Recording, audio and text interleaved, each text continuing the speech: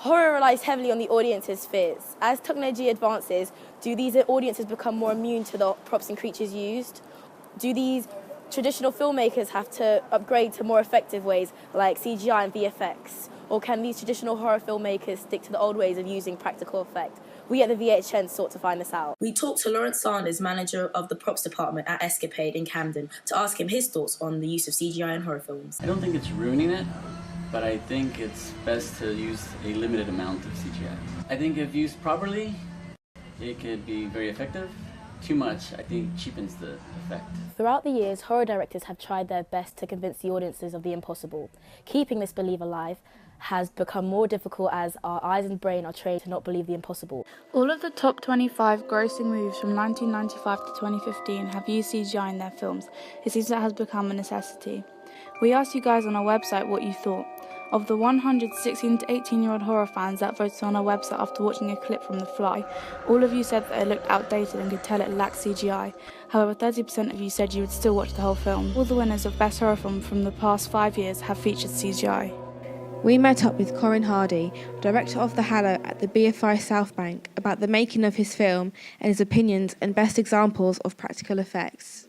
As I grew up, I watched a number of sort of fantastical movies and, Steven Spielberg's films and Jaws and E.T.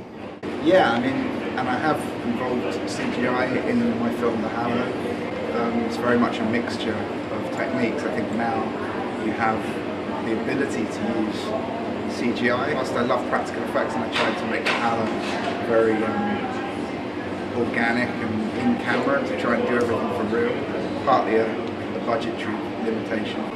You've had J.J. Abrams who just made the new Star Wars film, and he did a mass amount of practical work and had stunts happening and sets built. And I think it sort of shows in the quality of the overall film. The guy that inspired me was Ray Harryhausen, who is no longer with us, but he was sort of the pioneer of stop motion animation in feature films. Then I think the Alien in Alien, the original one, is a sort of a brilliant conceived creature effect.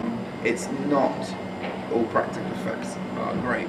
If you film it right and it's real and it's in camera and the audience that's watching is swept in by the story and the tension and everything you've built up to this moment when you have these effects in your films, there's something that, because practical effects are real, they're practical in camera, if you can make them feel real, there's no sense that you're being tricked with a computer. And I think as a human being, the minute you sense a computer's involvement in something you're watching and being told is real, it doesn't immerse you in it, and it doesn't hit you in the heart.